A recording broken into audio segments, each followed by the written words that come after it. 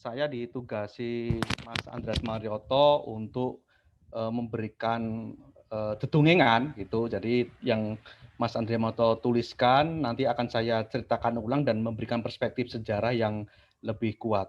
Izinkan saya screen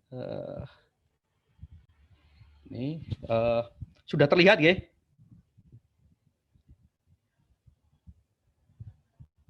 Sudah muncul? Ampun. Oke. Sudah.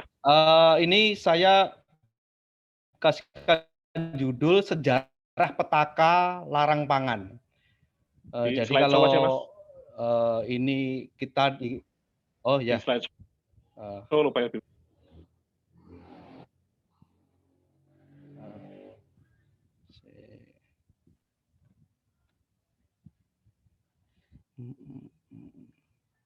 Ya, ini tentang sejarah petaka larang pangan.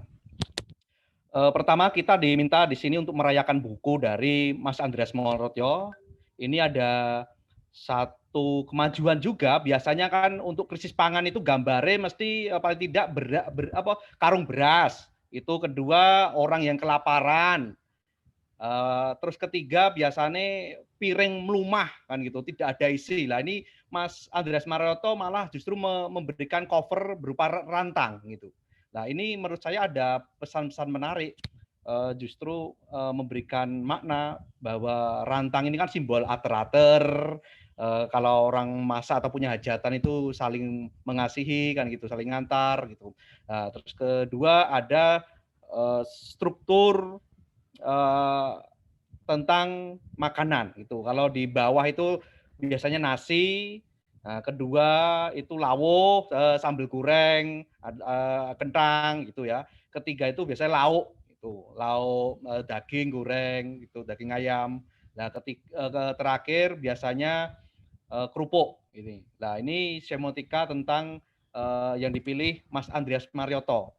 Jadi ada makna dari keguyupan, kita saling toleransi, berusaha untuk memberikan kepada yang kurang atau sedulur gitu. Nah, terus buku sendiri dalam kacamata jurnalis, ini saya ingat dari Pak Jakob ya, buku itu adalah mahkota wartawan. Jadi wartawan tidak hanya menulis berita, tidak hanya memproduksi tulisan di majalah gitu, biasanya diperlukan juga pengendapan itu, pengendapan kajian yang lebih jauh, kemudian dikerangkai. Lah itu menjadi mahkota wartawan itu buku, dan Mas Andreas Marioto mencapai itu. Nah, kemudian ini kaki terayun, kerja heuristik ya, dalam metode sejarah ada namanya heuristik, mencari sumber. Nah, Mas Andreas Marioto dari tulisan-tulisan ini terbaca sekali, bukan hanya menggunakan pustaka, tapi juga mendatangi si korban, petani misalkan gitu. Kemudian wawancara dengan institusi, bahkan lembaga akademis gitu, pusat penelitian itu dibaca laporannya. Nah, di sini Mas Andreas Marioto sangat kaya referensinya. Jadi akan membedakan ketika menulis hanya telepon-telepon atau sekedar mencari di internet tanpa ada keluh, tanpa ada keringat, itu hasilnya akan lain. Nah, terus kemudian keberpihakan plus menakar kepakaran penulis. Nah, Mas Andreas Marioto background-nya teknologi pangan. Nah, di sini Mas Andreas Marioto menunjukkan minatnya pada masalah pangan, pada beras dan kebijakan ya. Ini tulisan terakhir saya lihat 2009 itu. Memang awal-awal Mas Andreas Marioto menyoroti tentang kebijakan pangan, kehidupan petani, dan untuk kekiniannya Mas Andreas Marioto mulai menggarap kuliner. Jadi yo mlebu warung, jadi ora blusukan nang sawah terus kan gitu. Tidak nonton wong ngarit gitu, tapi berusaha untuk masuk warung keplek ilat itu, dalam bahasa Solo keplek ilat, jajan ngiras gitu. Nah, kemudian terakhir konten kontemplasi. Nah, biasanya kan kalau media online itu kan cepet ya, berita plunglap langsung hilang. Lah ini ada dimensi untuk jeda, untuk memberikan perenungan. Konten ini digarap dengan kedalaman itu. Nah, ini jadi akhirnya apa? Ada napas panjang. Buku ini walaupun berupa tulisan-tulisan yang dikumpulkan, tapi ada napas panjangnya gitu. Nah, Ini Mas Andreas Marto dalam tulisannya menyinggung juga tentang krisis pangan di Aceh. Nah, kenapa Aceh sampai terjadi krisis? Lah ini ada alasannya, ada kausalitas ya. Tipologi lahan rawa itu yang tidak terlalu akrab dengan padi gitu. Nah, kemudian ada pengaruh alam, kemarau panjang. Nah, dua hal ini yang kemudian menyebabkan krisis pangan, krisis beras. Nah, kemudian daerah ini menggantungkan kiriman beras. Setelah dilakukan obrolan dengan penguasa Aceh, ini dilakukan impor budak dari India. Untuk apa? Untuk jadi petani gitu. Kenapa? Karena di wilayah Aceh seperti yang disebutkan Mas Andreas Marto itu untuk menjadi petani itu gengsi ini. Lah padahal beras diperlukan saat itu. Akhirnya impor budak dari India. Nah, setelah periode kepemimpinan Iskandar Muda itu bisa teratasi. Dengan cara apa? Lah ini yang bisa memantulkan kearifan sejarah ya. Pertama, melakukan kontrol terhadap pedagang beras, tengkulak beras. Jangan sampai mempermainkan. Kedua, memberikan bantuan beras kepada rakyat langsung gitu. Ketiga, memasang harga yang normal gitu, pengawasan terhadap harga juga gitu. Dan setelahnya adalah berusaha untuk regenerasi petani dengan cara mendatangkan budak lagi gitu. Tapi beras sudah aman dulu gitu. Nah, ini ada solusi yang ditawarkan oleh Iskandar Muda. Nih. Terus bergerak ke depan, Kesultanan Banten digoyang krisis beras juga abad 17 ini. Bisa dibayangkan 40 kilo beras itu untuk keluarga untuk sebulan. Berarti 1 hari 1,5 kurang lah gitu. Nah, ini benar-benar krisis gitu. Padahal kalau anaknya 5 atau 6 aja sangat minim banget gitu makanya itu. Padahal sehari itu. Nah, ada juga yang menjadi masalah di sini bakul beras dari Mataram yang biasanya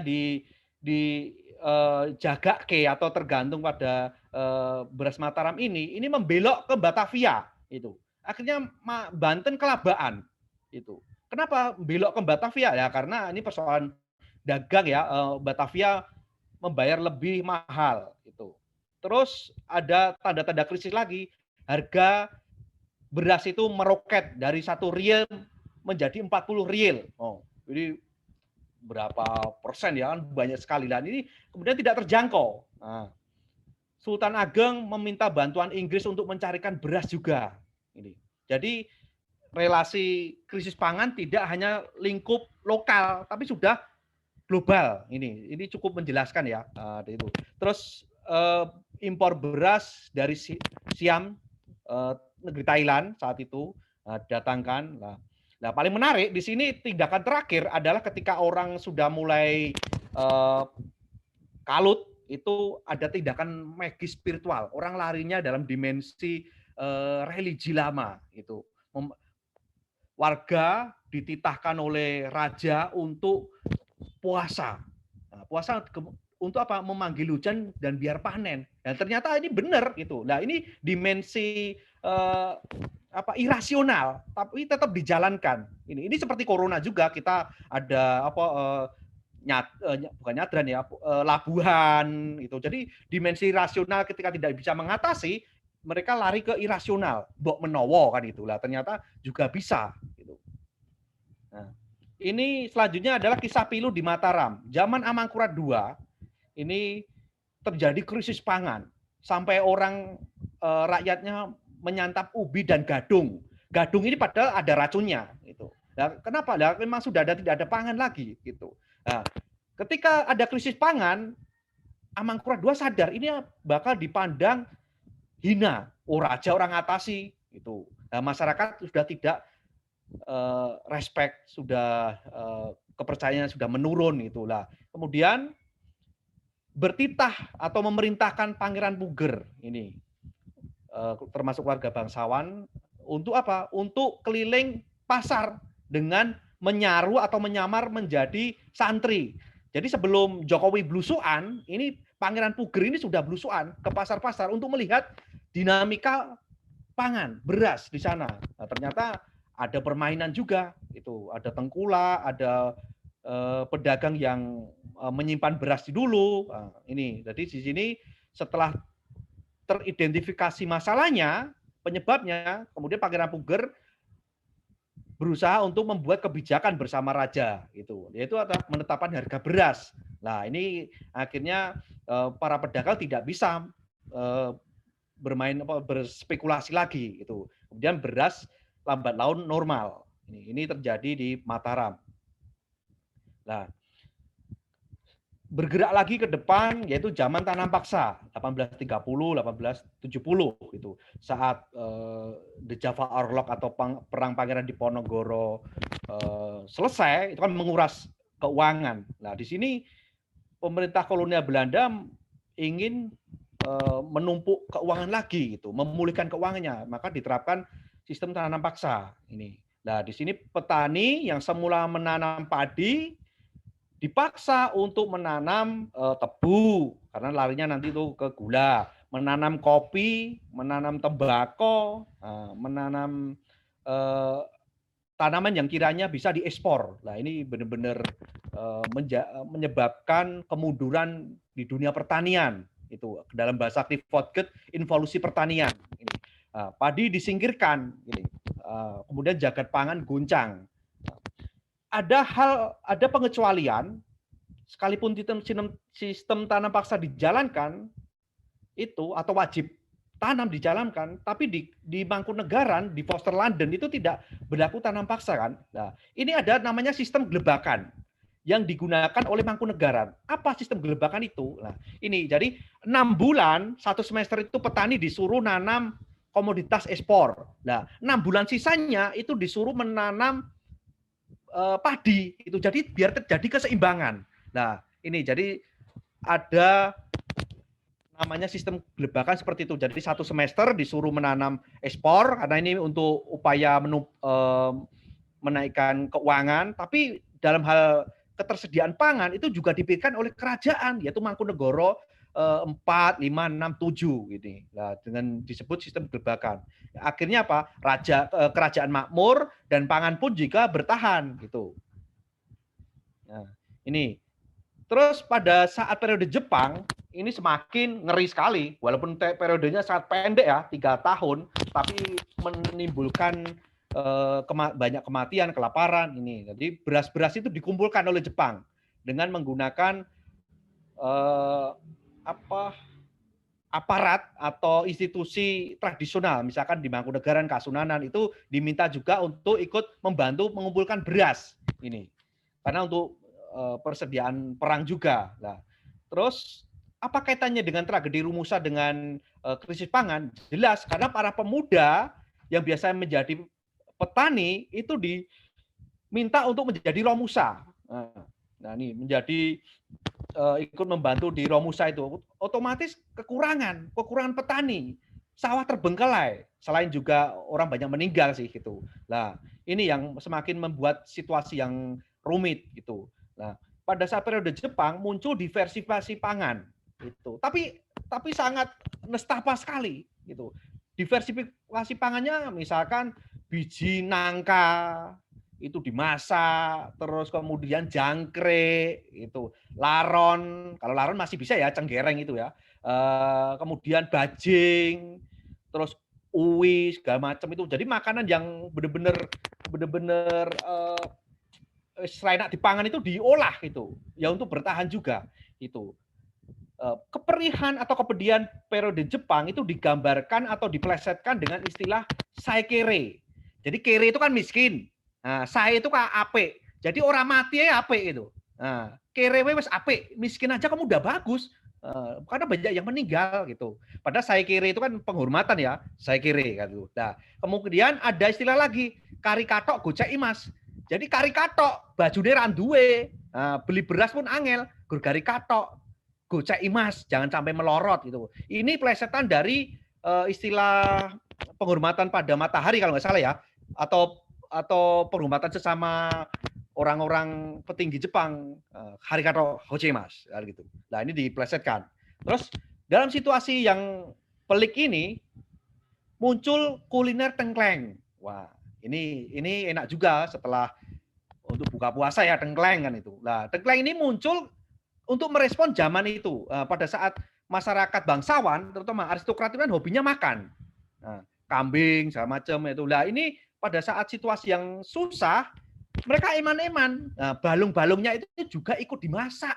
Padahal ini kan balung toh, menungso mangan balung itu bayang no, ya geragas kan itu. Nah, ini tapi itu justru sekarang malah harganya mahal banget, derajatnya sangat tinggi gitu. Nah ini kecelakaan sejarah menurut saya gitu. Jadi ada kelucuan atau kreativitas yang muncul pada saat krisis pangan. Salah satunya tengkleng.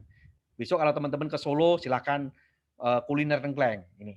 Nah, ada lagi tentang fenomena gambir manis 1960. Ini tidak ada dalam buku Mas Andres Mareto. Kebetulan saya wawancara dengan kakek saya.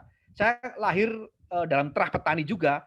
Simbah saya dari Wonogiri ya. Ini masih ingat itu ke peristiwa ini. Jadi tahun 60-an awal itu di Wonogiri, Pacitan, sebelah utara, Gunung Kidul juga ini tanamannya dimakan tikus putih gitu. Nah, ada mitos bahwa tikus putih ini hadir anak buahnya Nyi Roro Kidul. Nah, itu kan dimensi irasional lagi gitu. Nah, semakin dirasani, tikusnya semakin oke gitu. Jadi benar-benar habis.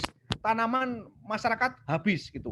Pohon aja udah digerogoti gitu. Nah, muncul kemudian beras setelah tidak ada, muncul ampas singkong ya. Wes ampas